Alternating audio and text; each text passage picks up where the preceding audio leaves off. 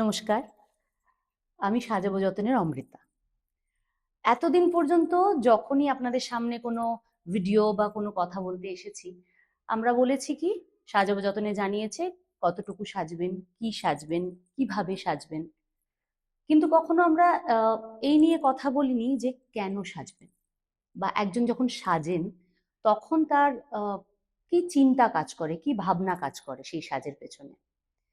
আমাদের এই অনুষ্ঠানটি সেই জায়গাটা থেকেই। আমরা এক একটি পর্বে বিভিন্ন অতিথিদের সঙ্গে কথা বলবো এবং জানতে চাইবো যে তারা এই বিষয়টা নিয়ে কি ভাবছেন, তারা যখন সাজেন তারা কি ভেবে সাজেন, বা আরো আনুষঙ্গিক বিভিন্ন প্রশ্ন থাকবে যেটা তুলে ধরবে এই মেন বক্তব্যটাকে, যে আমরা সাজটাকে কেন প্রাধান্য দিই, কিভাবে কতটা প্রাধান্য দেওয়া উচিত, বা আমাদের জীবনে এর গুরুত্বটা কতটা। আজকে আমাদের সঙ্গে যিনি আছেন তার পরিচয় করিয়ে আমি দিচ্ছি, এটা আমার কাছে একটা ধৃষ্টতার জায়গা। তিনি আমাদের সকলের পরিচিত তো বটেই, বিশ্ববরেণ্য একজন মানুষ এবং আমাদের অনুপ্রেরণা। স্পেশালি তার বয়সটা শুনলে তো আমাদের চোখ কপালে ওঠার জোগাড়, কারণ এই বয়সে এত ফিট, এত সুন্দর করে সাজেন এবং এত সুন্দর নাচ করেন। তিনি আমাদের সকলের ভালোবাসার বরেণ্য নৃত্যগুরু শ্রীমতী পূর্ণিমা ঘোষ। পূর্ণিমা মাসি, নমস্কার এবং আমাদের অনুষ্ঠানে স্বাগত তোমাকে। তুমি এসছো, আমরা ভীষণ খুশি। ভীষণ, আমিও তোমার থেকে অনেক বেশি খুশি যে তোমার অনুষ্ঠানে আমি আসছি। Thank you very much. নামটা দিয়ে শুরু করি। আমাদের অনুষ্ঠানের নাম সাজানো আড্ডা নয়। এবার সাজানো আড্ডা নয় নামটা কেন? তার দুটো কারণ। একটা হচ্ছে অনুষ্ঠানটা একদম আনফিল্টার্ড, মানে আমাদের আইডিয়াটা সেটাই ছিল যে যিনি আসবেন একটা অন্যরকম টপিক নিয়ে আমরা কথা বলার চেষ্টা করছি, তো আনফিল্টার্ড ভাবে, মানে তার মৌলিক ভাবনাগুলো, অতিথির মনের কথাটা যেন একদম ফুটে ওঠে, তাকে যেন এটা ভাবতে না হয় যে আমাকে কেউ জাজ করবে। কারণ আমি চাই না যারাই দেখবেন এই অনুষ্ঠানটি তারা এটা ঠিক এটা ভুল, উনি ওটা ঠিক বললেন, উনি কেন এটা বললেন, বা আমি এভাবে সাজছি উনি কেন ওভাবে বললেন, এই বিচারের জায়গা থেকে কিন্তু অনুষ্ঠানটা নয়। অনুষ্ঠানটা কথা বলতে বলতে আমরা আরো বুঝতে পারবো যে অনুষ্ঠানটার মধ্যে আমরা কি খুঁজতে চলেছি। তাই সাজানো আড্ডা নয়, এক নম্বর কারণ।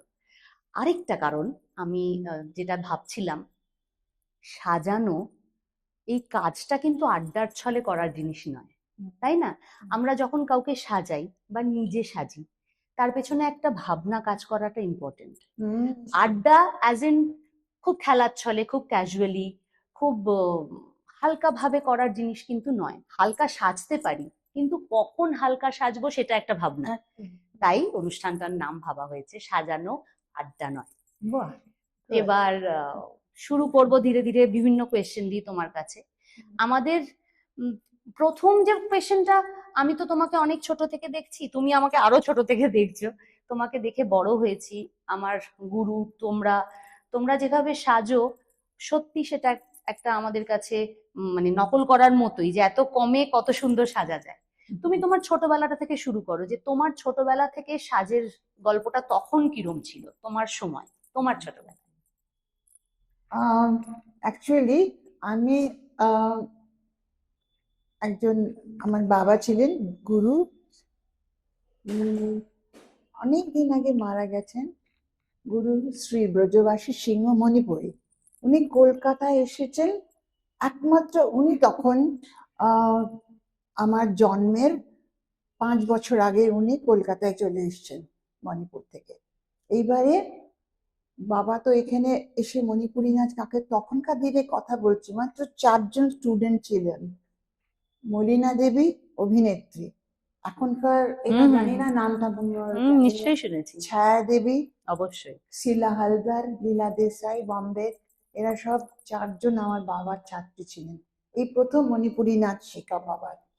বাবা ন্যাচুরালি মণিপুরি শিল্পী তো একজন, দারুণ খোল বাজাতেন আর নাচও সেরকম করতেন।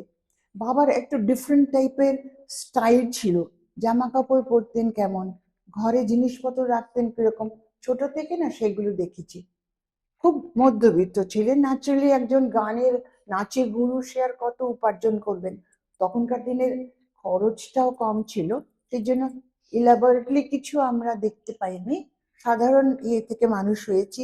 কিন্তু ওই যে বাবার একটা টেস্ট আছে না ভিতরে, কোন জামা কাপড়ের সঙ্গে কি পরতে হয়, তারপরে নাচের সময় এই রংটা পরবে, এই রংটা পরবে, এরকম করে বড় হয়েছি।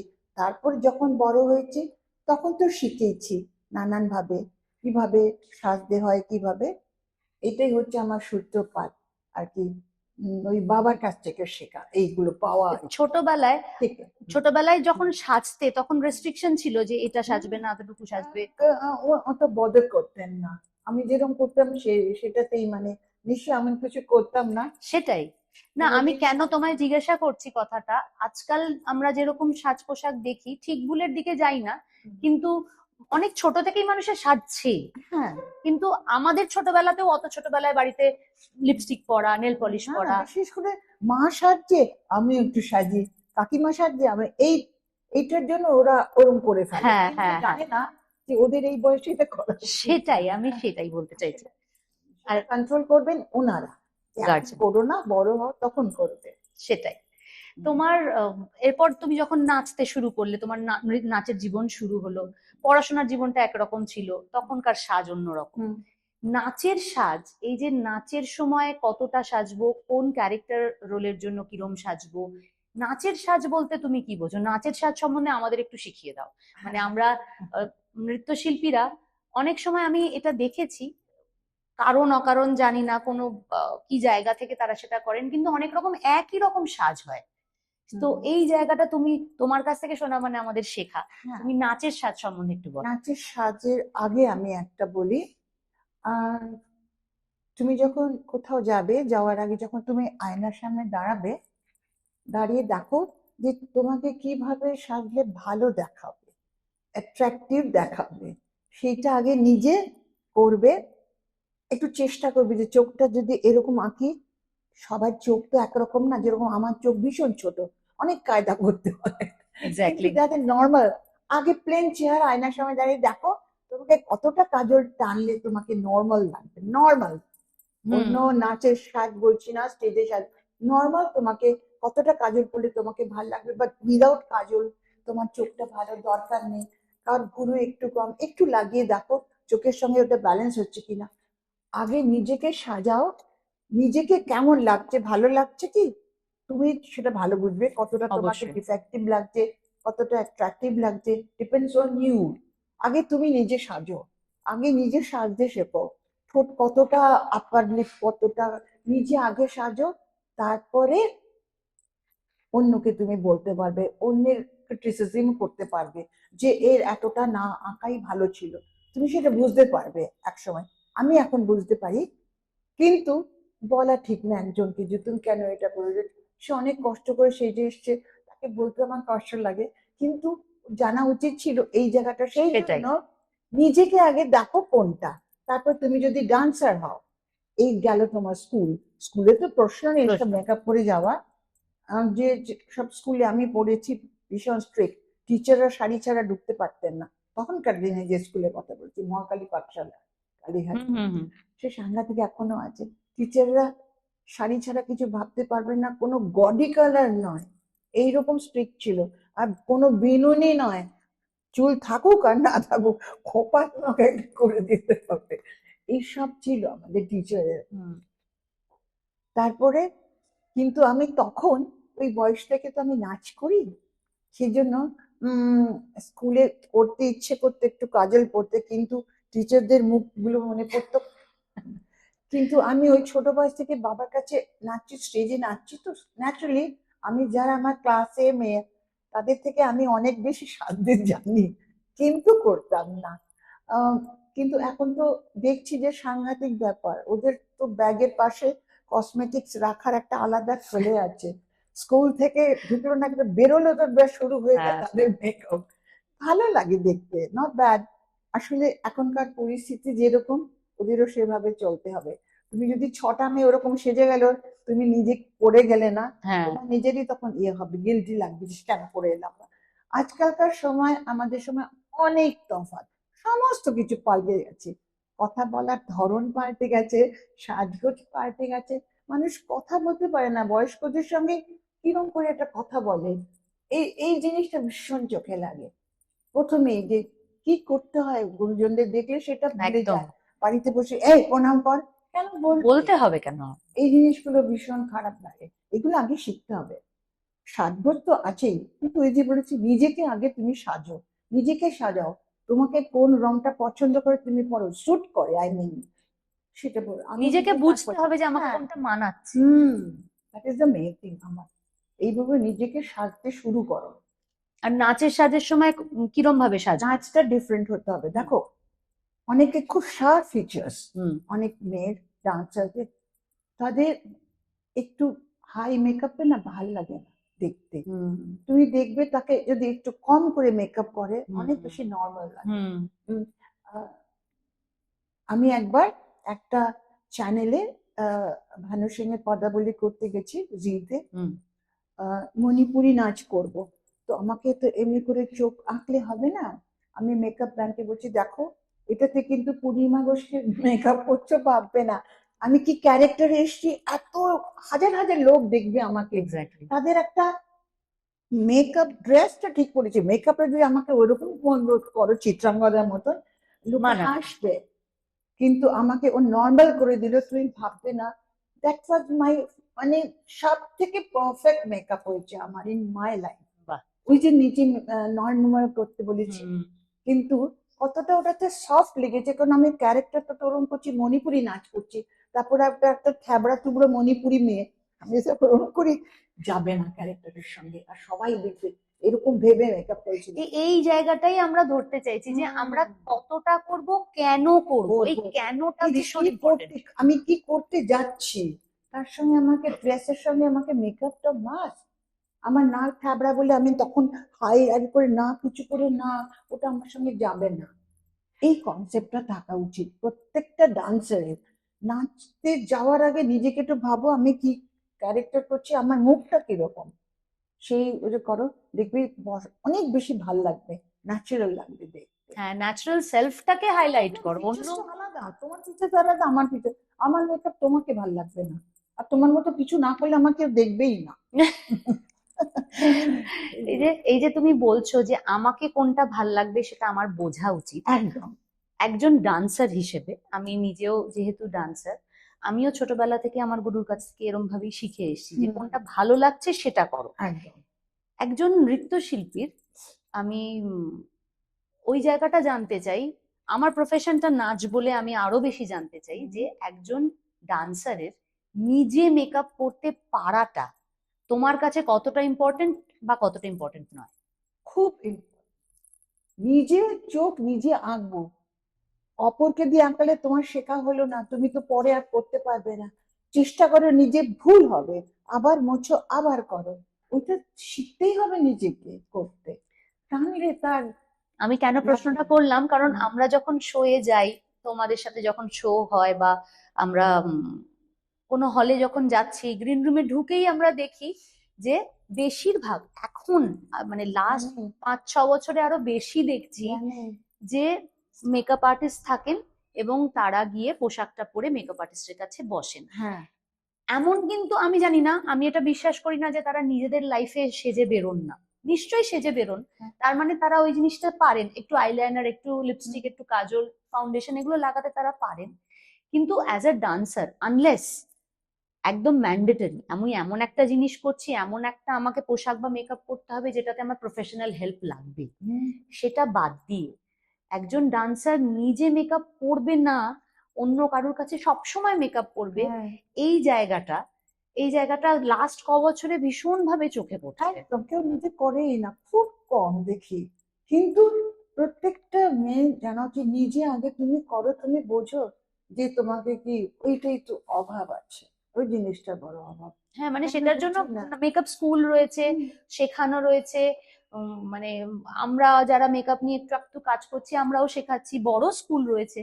যদি কারোর মনে হয় তারা সেখান থেকে ট্রেনিং, প্রতিটাই তো একটা ট্রেনিং এর ব্যাপার, যে কোনো কাজ শিখে ট্রেনিং এর মধ্যে দিয়ে করাটা যেরকম পোশাকে যেরকম মেকআপ করতো সেরকম একদম একদম দরকার। এটা একটা ভীষণ ইম্পর্টেন্ট জায়গা।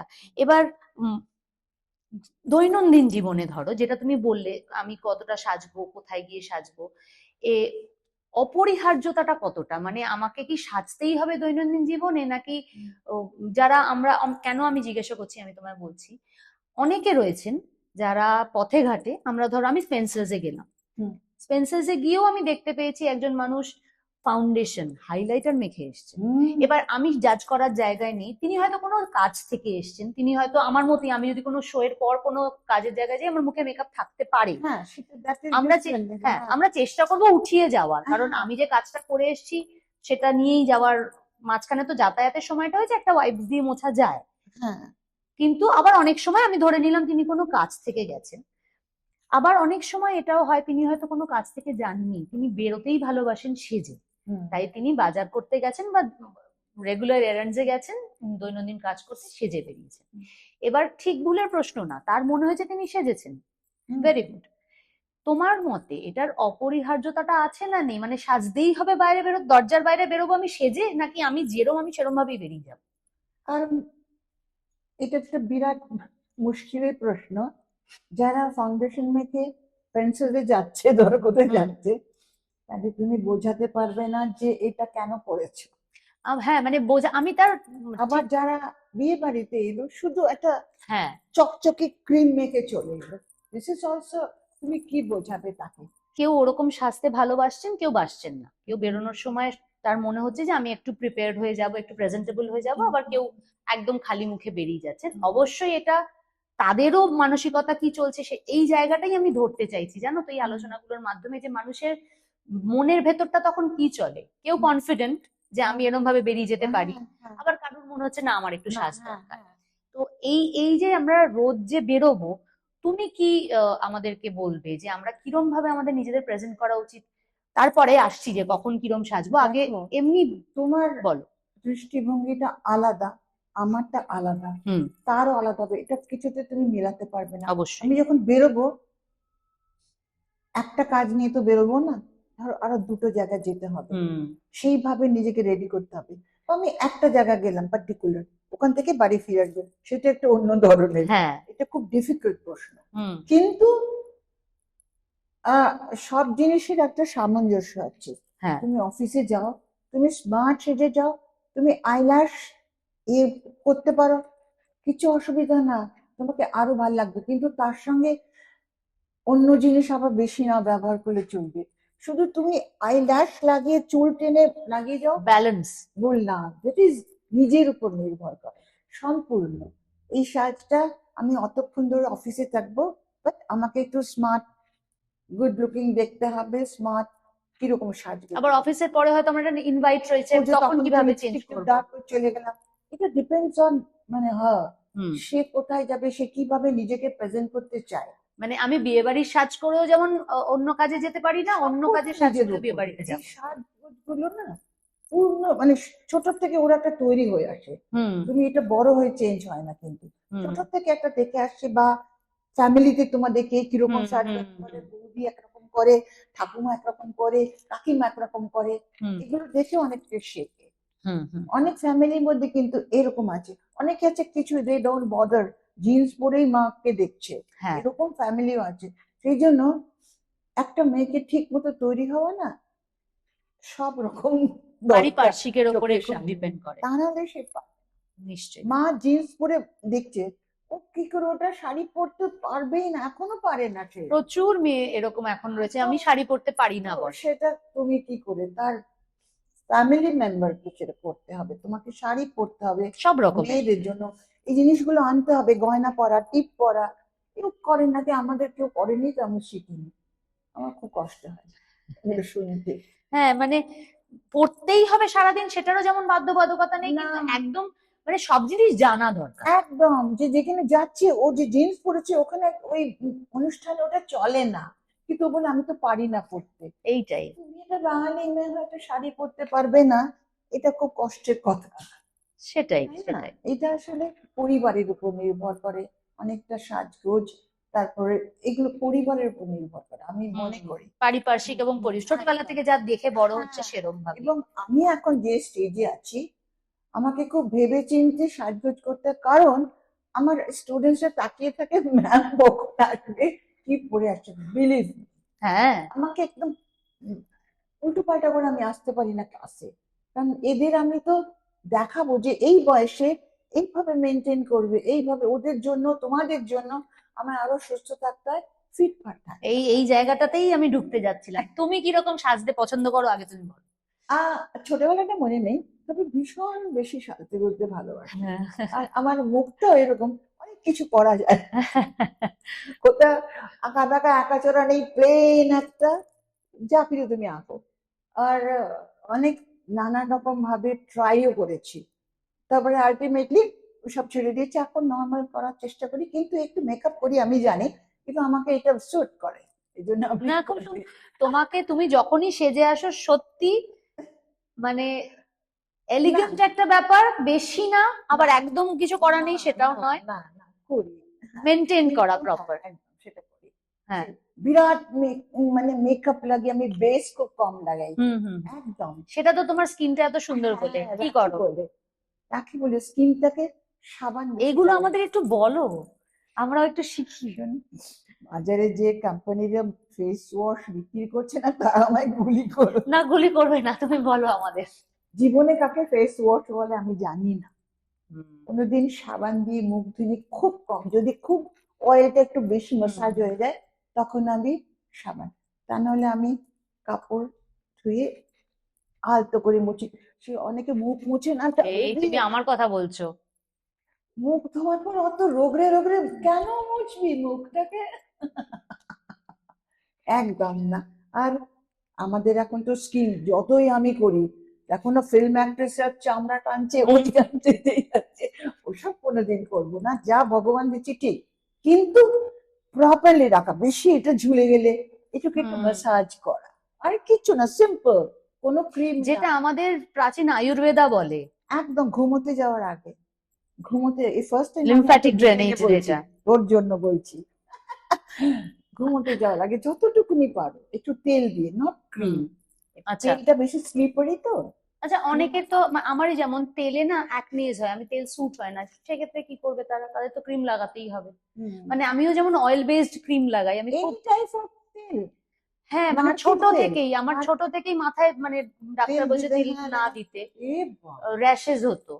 তো আমি নারকোল তেল মানে বড় বয়সের পর আমি আর ইউজ করিনি, তেল আমি লাগানো অনেকদিন আগেই ছেড়ে দিয়েছি, কারণ এখন আমি একটুখানি নারকেল তেল, বেবি ট্রাই করে অয়েল, দেখবো, ট্রাই করে দেখবো একবার। বেবি অয়েল, আমি যেটা করি, হুম হুম বেবি অয়েল হুম রাত্রিবেলা ঘুমবার আগে তুই চোখটা হুম তুলে হুম নিলি, হুম বেবি অয়েলটা নিয়েছে মাসাজ করছি উল্টো দিকে, যেদিকে স্কিনটাকে ওপর দিকে তুলতে, আর কপালগুলোতে কুচকে যায় তো, হুম। ওটা একটুখানি আপার লিপ, একটু টাইম ধরে করবি রোজ, আর মুখ ধুবি না সাবান দিয়ে, একটা কাপড় একটুখানি করে মুখ সাবান, ধুবি না সাবান দিয়ে কিরকম একটা মনে হবে পরিষ্কারই হয়নি। না তো দরকার নেই। মানসিক এই এই যে মনের ভেতরেই জানো তো এই গন্ডগোলগুলো। আমি একদম ওটা লাগাতে পারি না, খুব কম।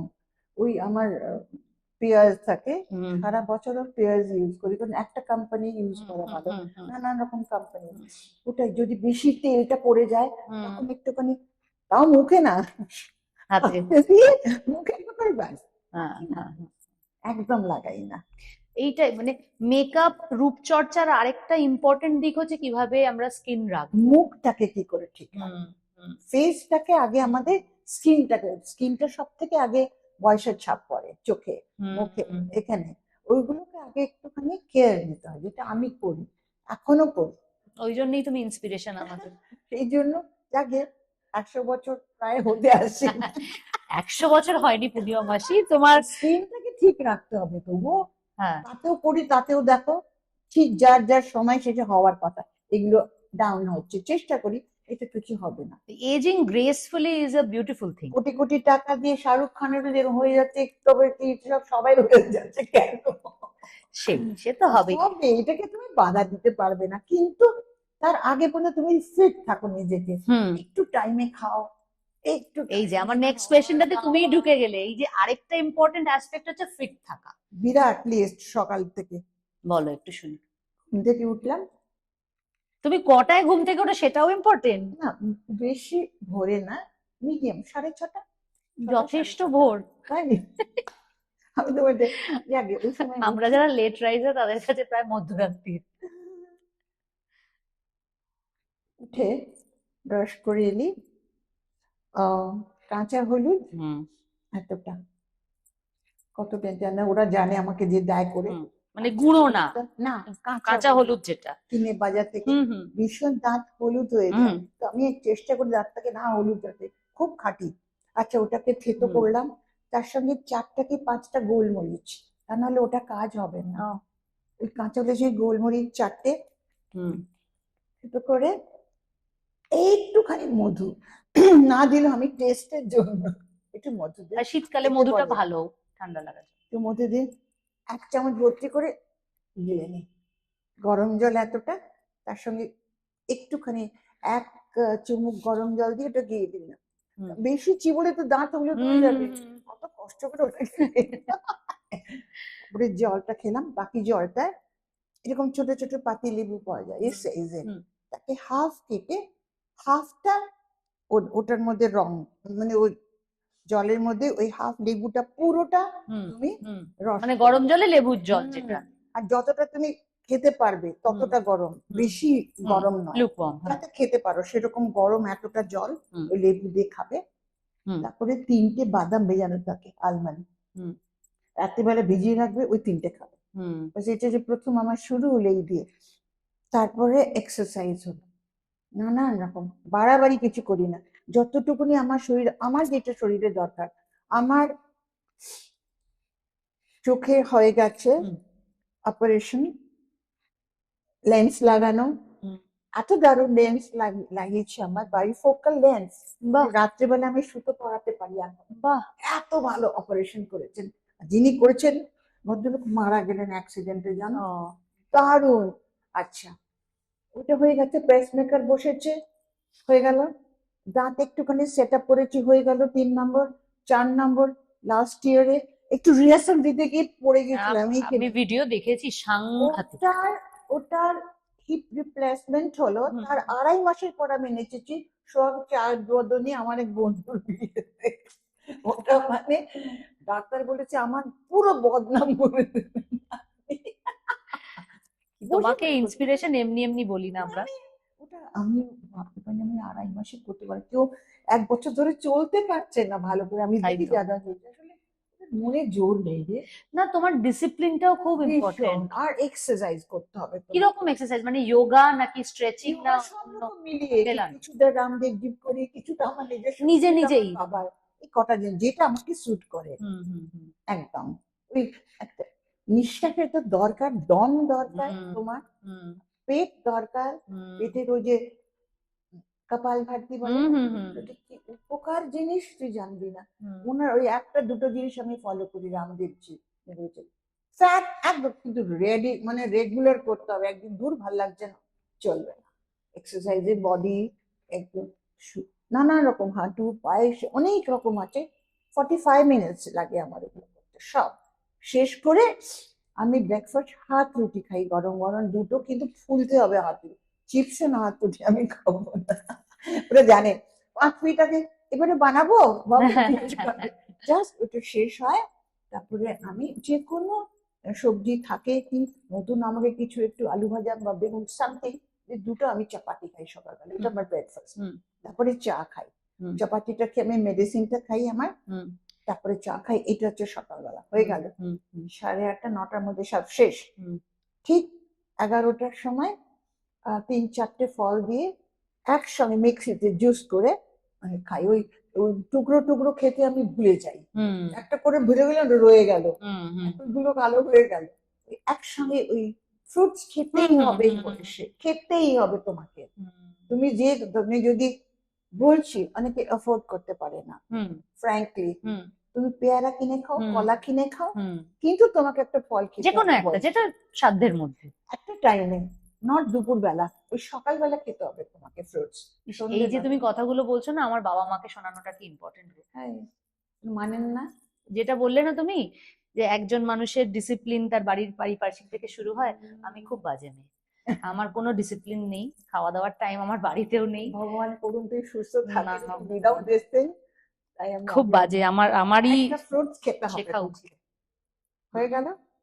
ঠিক 12:30 পৌনে 1টা থেকে আমার খিদেটা শুরু হয়। ভাবতে পারবে না ওই টাইমে না অদ্ভুত, মানে আমাকে I have to take সিস্টেমটাই lunch। জানান দেয় যে খিদে পেয়েছে। একদম। তাড়াতাড়ি 12:15 পৌনে 1টা বেজে গেল, তাড়াতাড়ি চান করি, ব্যাস খেয়ে নিলাম। তারপরে ঠিক মনে হয় আমি কিছু একটা নেশা করেছি, যেই ভাতটা একটু পেটে চোখটা অটোমেটিক্যালি একদম, তুই যা বলিস আমি শুনতে পারবো না কিছু। 1 ঘন্টা পুরো ঘুমাই, পুরো। তারপরে আমার 4টে থেকে ক্লাস শুরু হয়ে যায়, মানডে টু ফ্রাইডে, একটু রেগুলার সিস্টেম। 7:30টার বিউটিফুল। মধ্যে বাড়ি গেলাম, 8:30টার মধ্যে ডিনার।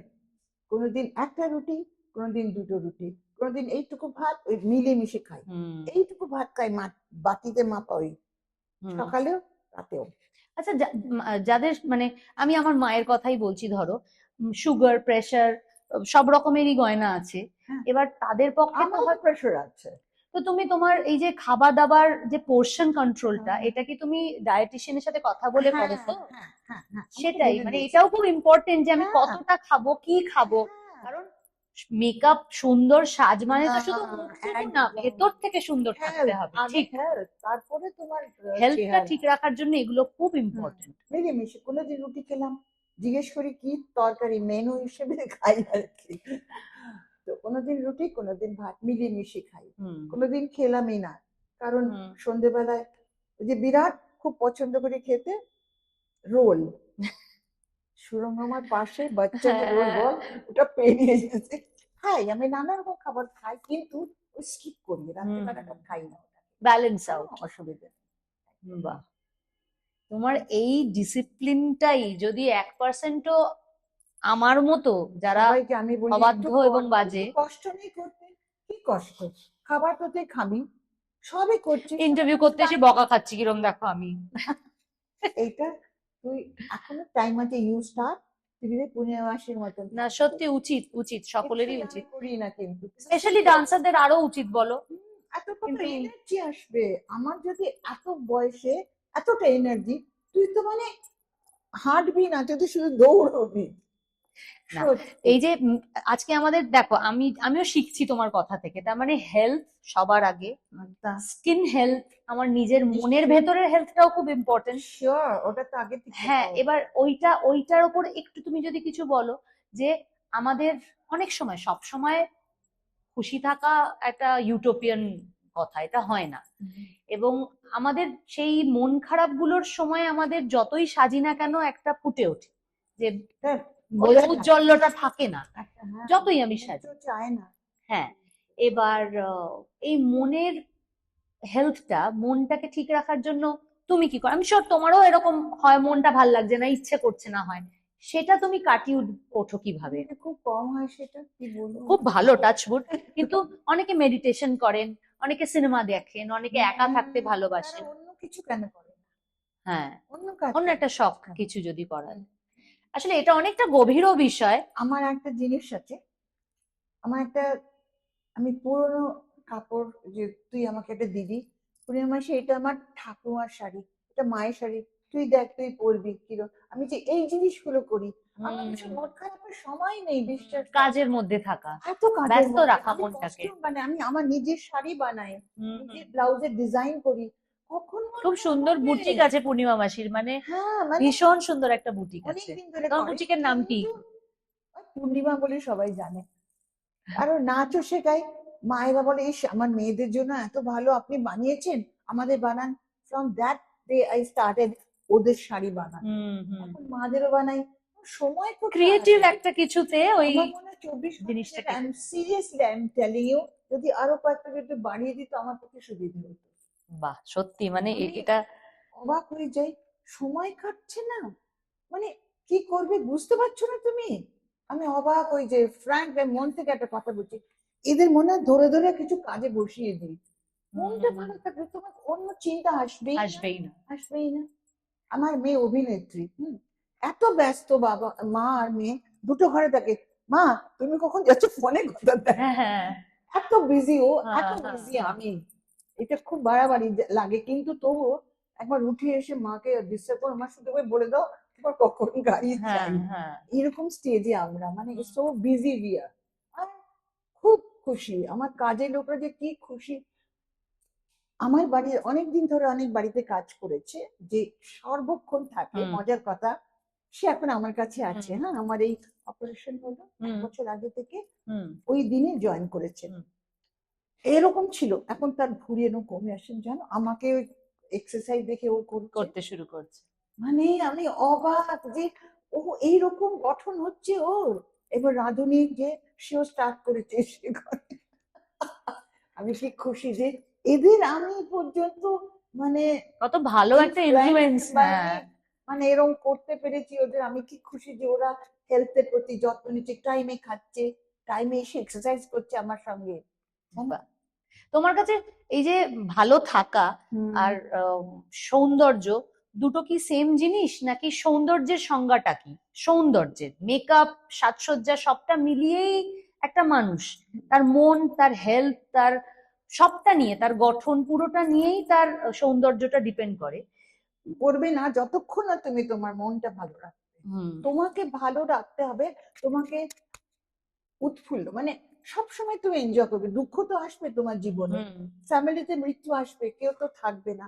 আমার হাজবেন্ড তো চলে গেল, একটা সেকেন্ডের জন্য আমি কিচ্ছু করিনি, কি ও তো চলে যাবে, আমরা থাকবো না। তোমার মনটাকে আগে ভালো করতে হবে, ফ্রি মাইন্ড। কোনো তুমি একটা চিন্তা নিয়ে কিচ্ছু তুমি সাজতেও পারবে না ভালো করে। এই আমি সাজের বাইরে একটা প্রশ্ন করছি তোমাকে এই কথাটাতে, এই উত্তরটা বললাম, পারবে না। তোমাকে আগে নিজেকে উৎফুল্ল, চিয়ার্স, সবসময় তুমি আনন্দে থাকো, সবসময় দেখবে তোমার আলাদা একটা গ্লো আসবে শরীরে, আলাদা একটা তোমার চেহারাটাই পাল্টে যাবে, তোমার তখন তাকে দেখতে ভাল লাগবে। আমার আমার জীবনে কি দুঃখ নেই? মানুষ এরকম মানুষ নেই কেউ কোনোদিন টের পায় না, বলে তুমি কি করে থাকতে পারলে? সবকে জয় করতে হয়, ওটাও একটা টেকনিক। তোমার মনকে এরকম করতে হবে, I don't care anybody, why should I. তোমার একটা নিজস্ব মনের জোর নেই, কেন তুমি কেয়ার করবে? যে যেরকম আছে যে থাকো, আমি আমার মতন থাকবো, বাট ডিপ্রেশনের জীবনে যাবে না কেউ। ওইটা যদি মনটা শান্ত করতে হবে নিজের মনকে। উফ কি হবে এই জিনিসটা, একদম না। উফ কি হবে না, কি হবে, কি হতে হবে সেইটা বলো, কি হবে না, আস্কিং মি ওয়াই।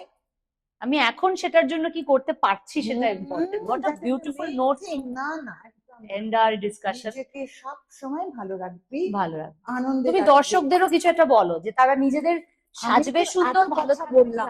তার মধ্যে যদি কোনো দুটো একটা কথা ভালো লাগে, প্লিজ আপনারা সেটা একটু করবেন, আমার মতন থাকুন। আর কি বলবো, আমি সবকিছু করি, গানও করি, নাচও করি, হিন্দি সিনেমা দেখি, মুভি দেখি, ভীষণ ভালোবাসি, সব কমেডির সমস্ত কিছু আছে আমার জীবনে। এটা frankly I am telling you, আমি খুব খুশি। আমি এই বয়সে এসে এত দর্শক আমাকে পছন্দ করছেন, অমৃতার জন্য আরো কিছু দর্শক আমার বাড়লো, তোমার জন্য আমার দর্শক বাড়বে পূর্ণিমা মাসি। Thank you very much. আমি অনেক কথা বলেছি, আমার দু একটা কথা একটুখানি আপনারা মনে রাখবেন আর নিজেরা বাড়িতে করবেন। নমস্কার। What a beautiful note to end our discussion with. এত সুন্দর একটা চিন্তা দিয়ে যে আমরা আজকের পর্বটা একদম শেষ করার দিকেই চলে এসেছি। পূর্ণিমা মাসির কথা থেকে আমি যেটা শিখলাম সেটা হচ্ছে সবার আগে ডিসিপ্লিনটা খুব ইম্পর্টেন্ট। মানে নিজেকে ভালো রাখার জন্য, নিজেকে সুন্দর রাখার জন্য মনটা ভালো রাখা এবং শরীরটাকে হেলদি এবং সুন্দর রাখতে হবে, যাতে আমাকে দেখতেও সুন্দর লাগে, আমি সাজলেও ভালো লাগে। এবং যার যেরকম ফিচার্স, সবার ফিচার্স সমান নয়, যেটা উনি বললেন, কিন্তু আমাকে বুঝতে হবে যে আমরা কতটা সাজবো, মানানসই কিভাবে সাজবো, আমার চেহারার সঙ্গে মানানসই, আমার গঠনের সঙ্গে মানানসই আমি কি পরবো, কতটা পরবো। আর আজকে মানে বয়সটা আমি উল্লেখ করতে চাইছি না, শুধু এটুকু বলি 80 ঊর্ধ্ব একজন মহিলা এবং 84 বছরের একজন গুরু আমাদের সঙ্গে আছে, কথা বললেন এবং এত এনার্জি, বাবলিং উইথ এনার্জি, আর এত ডিসিপ্লিন, এত সুন্দর। তুমি আরো দীর্ঘায়ু হও পূর্ণিমা মাসি, এবং তুমি খুব ভালো থাকো। আমাদেরও যদি এই এপিসোড, আমাদের এই প্রচেষ্টা যদি আপনাদের ভালো লাগে, তাহলে আমরাও যেরকম সবাই বলে, আমিও একবার আপনাদের কাছে রিকোয়েস্ট করছি, please like, share and subscribe করবেন। তার কারণ লাইক, শেয়ার, সাবস্ক্রাইবে না বোঝা যায় যে আমি কতগুলো মানুষের কাছে পৌঁছতে পারলাম। আরেকটা জিনিস আমি একটু চেয়ে নেব, সেটা হচ্ছে একটু কমেন্ট করবেন। তার কারণ কমেন্টটাতে না ওয়ান অ্যান্ড ওয়ান ইন্টারাকশনটা নিশ্চয়ই বোঝা যায় বুঝতে যে পারছি। একজন, আমার যদি কোনো কোনো কিছু আপনাদের খারাপ লাগে বা অনুষ্ঠান সম্বন্ধে যদি মনে হয় যে এটা আরেকটু বেটার হতে পারতো, সেটা আমাকে যদি আপনারা জানান তাহলে আমি শুধরে নেওয়ার চেষ্টা করবো, হ্যাঁ। পরেরটা বেটার হবে। আর যদি কিছু ভালো লাগে তো সেটা তো আমার পাথেয় হবে, সেটা নিয়ে আমি এগিয়ে যেতে পারবো উৎসাহের সাথে। আমাদের এই অনুষ্ঠানের যে মূল ভাবনাটা আশা করি বিভিন্ন এপিসোড পরপরের মানে মধ্যে দিয়ে আপনাদের কাছে পৌঁছবে, যে makeup and it's relevance. Makeup একজন মানুষ কেন করছে, ঠিক ভুল না, কোনো জাজমেন্টের জায়গা নেই, কেউ ঠিক করছেন কেউ ভুল করছেন এই মতামত দেওয়ার আমি কেউ নই বা আমরা কেউ নই। কিন্তু আমাদের, আমি যে জায়গাটা ট্যাপ করতে চাইছি সেটা হচ্ছে একজন মানুষ কি ভেবে মেকআপ করেন এবং মেকআপ তার জীবনে কি প্রভাব ফেলে, কতটা তার কাছে গুরুত্বপূর্ণ, তার মনস্তত্ত্বের কাছে কতটা গুরুত্বপূর্ণ মেকআপ করে বেরোনো বা না করে বেরোনো। একজন মানুষ ততটা কনফিডেন্ট হতেই পারেন যে তিনি হয়তো ছোটবেলা থেকে বড় বেলা পর্যন্ত মুখে কিছু করেই না বেরোন, কোন রকম সাজের ধার দিয়েও যান না, সেটাই তার ব্যক্তিত্ব এবং সেটাই অসাধারণ সুন্দর। তো এই জায়গাগুলো আমরা চেষ্টা করছি আমাদের এই অনুষ্ঠানটার মাধ্যমে তুলে ধরার। অনুষ্ঠানটা ভালো লাগলে জানাবেন, খারাপ লাগলে তো অবশ্য আরো বেশি করে জানাবেন। আমাদের অন্য পর্বগুলোতে অন্যান্য অতিথিরা থাকবেন, তাদের সঙ্গে কথা হবে। আমাদের এই যে এপিসোডটা তৈরি হচ্ছে, আমাদের যে চ্যানেলটা আছে সাজাবো যতনে বাই অমৃতা, সেখানে এই পর্বগুলো আপলোড করা হবে এবং এই লিঙ্কগুলো, ইউটিউব চ্যানেলের লিঙ্ক, আমাদের যে ফেসবুক পেজ রয়েছে সেখানে আমি দিয়ে দেব। আপনারা যদি, যারা আমার সাবস্ক্রাইবার রয়েছেন বা যারা জানেন, তারাও একটু শেয়ার করবেন এবং অন্যরাও দেখলে আমি খুবই খুশি হব। আমাদের ভালোবাসবেন, আমাদের মনে রাখবেন এবং অবশ্যই মনে রাখবেন, সাজানো আড্ডা নয়। নমস্কার।